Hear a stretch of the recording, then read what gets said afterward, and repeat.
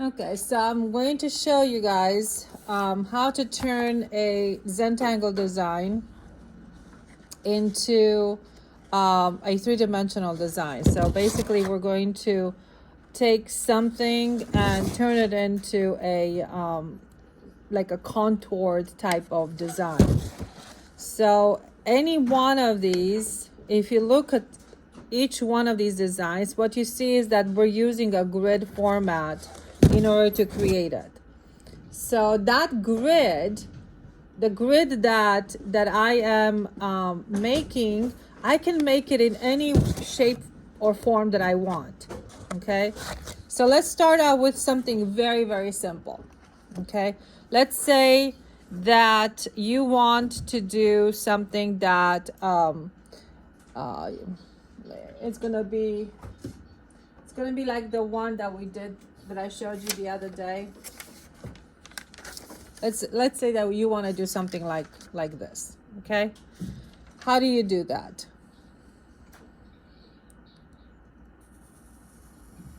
Let's say the shape that you want to do is curved like that. So first you start out with a grid.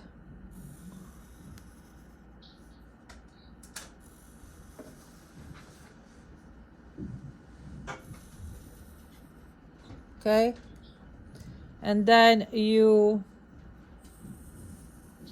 add more to it this way. Think about perspective as well. Things that are closer to you are going to be bigger, and things that are farther away from you are going to get smaller. So you can see that it has a bit of that perspective happening in here.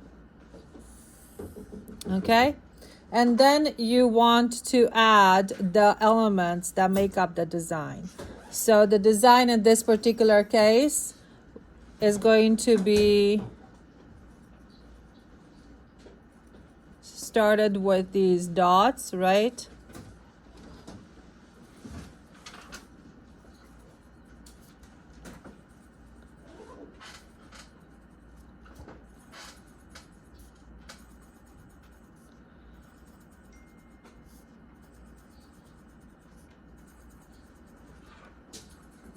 Very simple, right? So far, so good.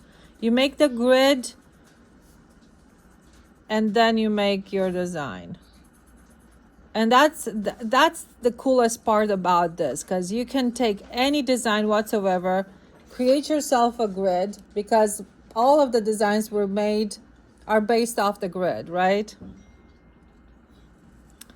And then you just do the same thing.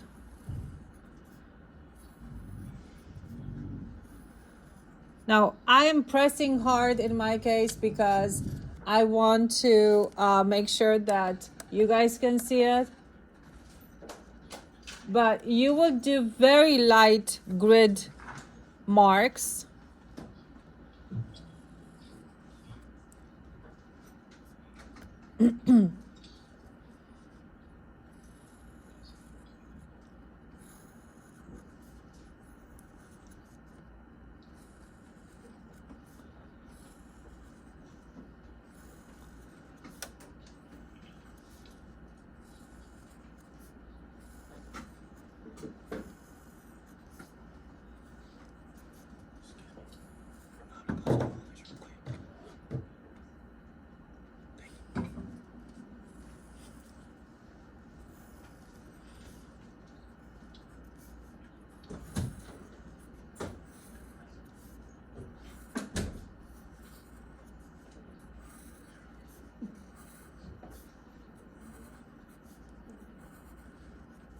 This video is going to be very interesting, especially since it's going up on my YouTube channel.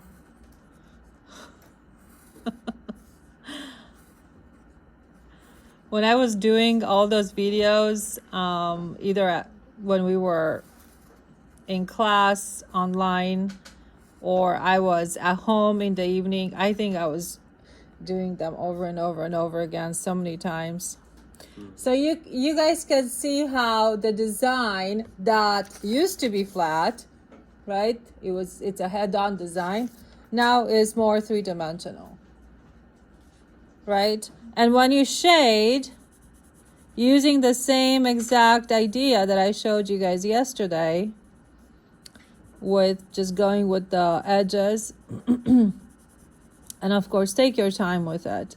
Obviously, when you're going to do these designs on your big project, you're going to try to make these a little bit bigger so that you can do the shading. If you're going to make them super, super small, it's gonna take you forever and a day just to shade. It's not that you can't do it. I mean, you can do anything if you put your mind to it, right? But when it comes to stuff like this, I think if you go big, you'll be much, much happier.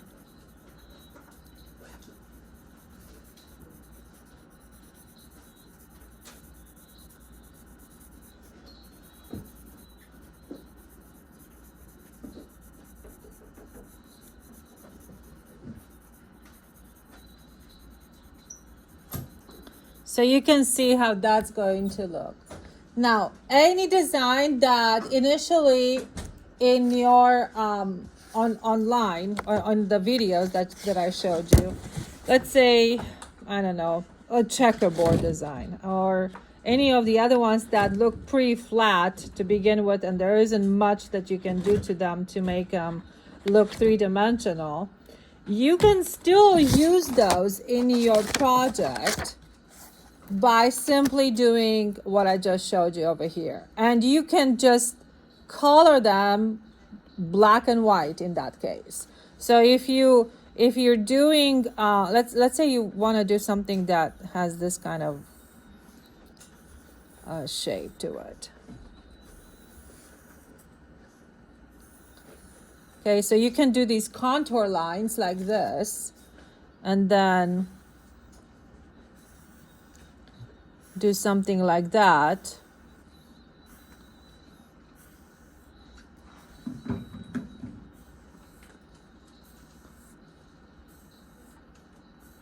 Once again, the grid lines, you want to make sure that they are nice and light. And then when you color it and you shade it in, you can just go ahead and do it simply black and white and still get away with the idea of doing something three-dimensional. So when you're going to work on your project, and I have the project guidelines online over there in Google Classroom. When you're going to do your project, I want you to think about these things.